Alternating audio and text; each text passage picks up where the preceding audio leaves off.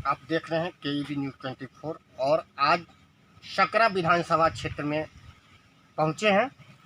यहां एक अभियान चला है, चुनाव पूर्व बाहरी भगाओ स्थानीय गाँव। इसी कड़ी में बात करते हैं जनता दल यूनाइटेड के जिला महासचिव सुरेश भगत जी हमारे साथ हैं और सुरेश भगत जी से जानना चाहते हैं कि पिछले 15 साल से जनता दल यूनाइटेड के ही विधायक यहाँ स्थानीय रहे हैं, लेकिन हालात बद से बदतर होती चली गई।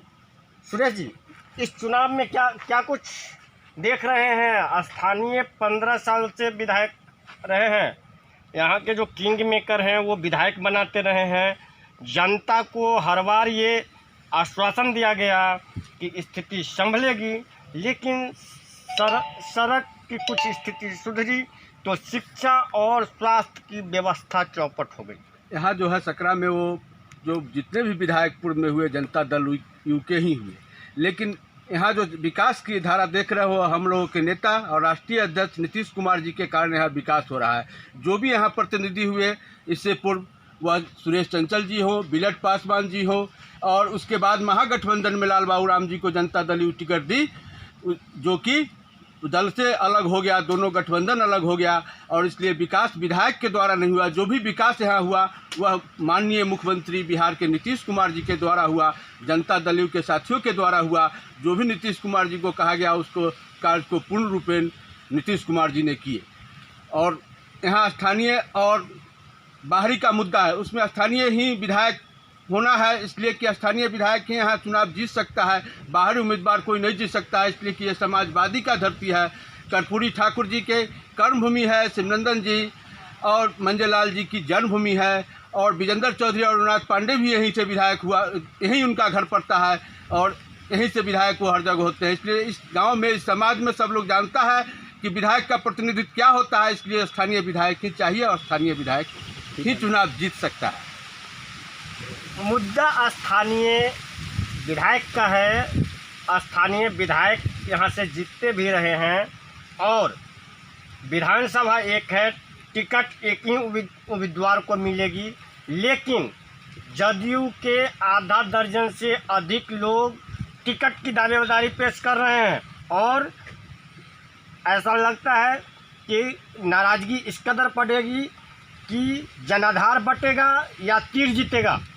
हालांकि बात सीधी है कि हम लोग स्थानीय उम्मीदवार के पक्ष में है।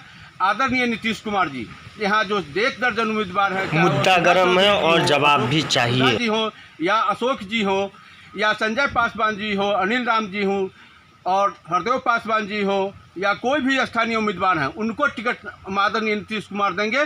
जनता दल यू पूर्ण रूपेण चुनाव जिता के उसको विधानसभा भेजने की काम करेगी और कोई बटाधार नहीं होगा। कोई उम्मीदवार में कोई जो भी चुनाव यहाँ आएगा उम्मीदवार जो आदरणीय नीतीश कुमार राष्ट्रीय अध्यक्ष के द्वारा दिया जाएगा, वो यहाँ से चुनाव जीत के जाएगा सकरा से। इसकी पूर्ण रूपेण जनता दल यू दृढ़ संकल्पित है, लेकिन स्थानीय मुद्दा एक है जो कि स्थानीय उम्मीदवार को टिकट मिलना चाहिए। खाता न बही, हरिओम जी जे कहीं से सही। 15 साल से हरिओम जी जिता रहे हैं उम्मीदवार को। बिलट पासवान के कार्यकाल को जनता ने देखा है और सुरेश चंचल जी के कार्यकाल को जनता ने देखा है। पिछली चुनाव आपने गठबंधन के तहत लड़ा है और लाल बाबू राम को विधायक बनाया, लेकिन विकास किधर दिख रहा है सुरेश जी? विकास की बात है तहाँ तक हरिओम खाता और वही हरिओम जी की बात नहीं। जनता दल पूर्ण रूपेण से यहाँ सक्रिय है।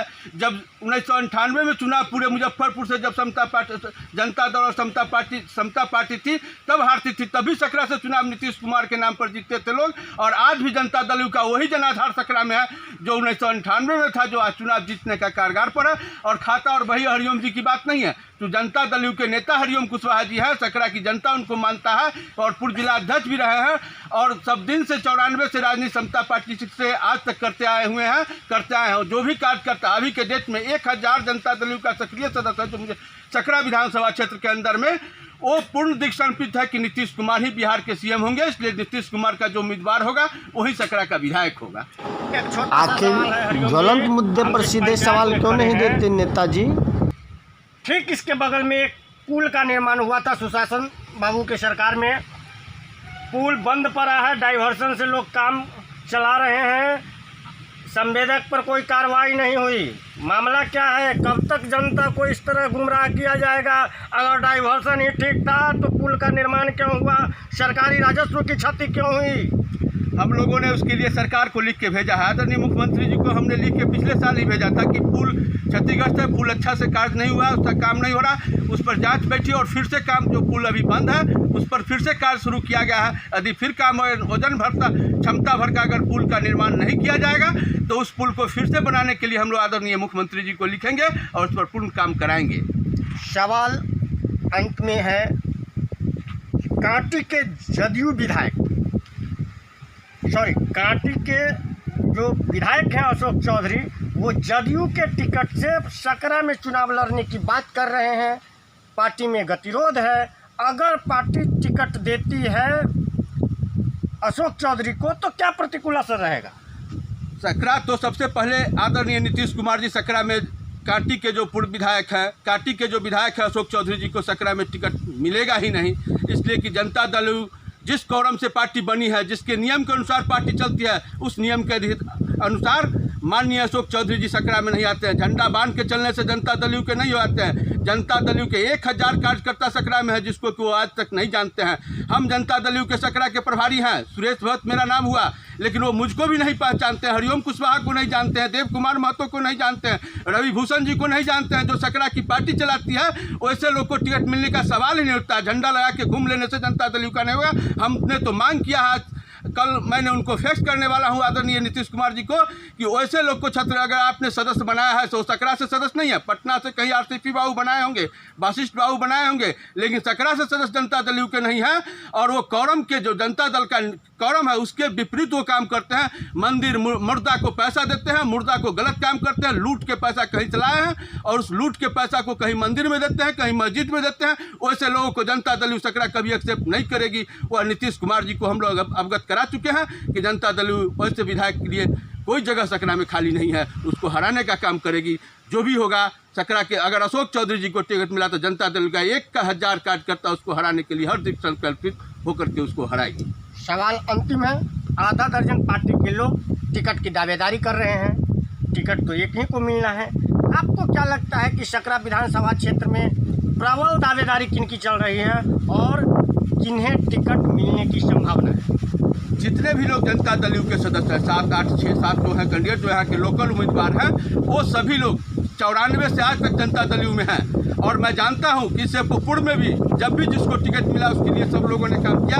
आज भी 7 उम्मीदवार में से जिसको भी टिकट मिलेगा वो सब लोग ईमानदारी से काम करेगा और नीतीश कुमार जी पर निर्भर करता है। जिसको टिकट देंगे उसको हम लोग एक्सेप्ट करेंगे 7 में से 7 और उसको जिता के भेजने का काम करेंगे। एक अहम सवाल है, पूर्व विधायक स्वर्गीय बिलट पासवान जी के पुत्र संजय कुमार चुनाव मैदान में उतरने की तैयारी कर रहे हैं।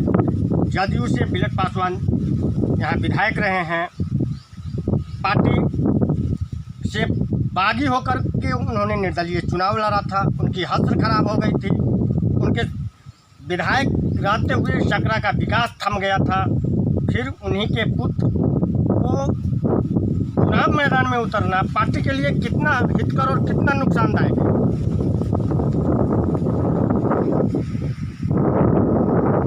सकरा से बिलट पासवान जी चुनाव जीते थे, उस समय जनता दल के पूरे कार्यकर्ता उनके साथ थे और उनको चुनाव जिता करके और विधायक बनाने की काम किया था। लेकिन जब भी लोग कोई विधायक होता है तो दिग्भ्रमित होने लगता है। दिग्भ्रमित होने के कारण उन्होंने काम नहीं किया। लेकिन उस समय भी 36-37 रोड जो आदरणीय मुख्यमंत्री जी पूछे और उस रोड को जो यहाँ का कार्यकर्ता बताया उसको उन्होंने काम करवाने का काम किया। विकास तो नहीं हुआ ही, काम रोड का जाल बिछ गया। पूरे सकरा में कोई भी रोड ऐसा बचा हुआ नहीं है सकरा में जो मिट्टी का हो, सब रोड पर काम हुआ है। जरा बेझा घूम के आइए, बनवाए चला गया, पानी से बह गया, पानी से टूट गया रोड, पानी से नहीं टूट गया, बनवाए थे, संवेदक की लापरवाही थी, लोगों ने आरोप लगाया। आपने हो सकता है आपके प्रशासन ने संवेदक की लापरवाही हो सकता है। जैसे अभी पुल बना एग्रीकल्चर कॉलेज पर जो आपने अभी कहा हमसे वो पुल ध्वस्त हो गया, हमने लिख के भेजने का काम किया कि वो संवेदक गलत काम किया जिससे वो पुल ध्वस्त हो गया। दूसरा पुल बनाने का काम करे, उस संवेदक को मुकदमा किया जाए उससे।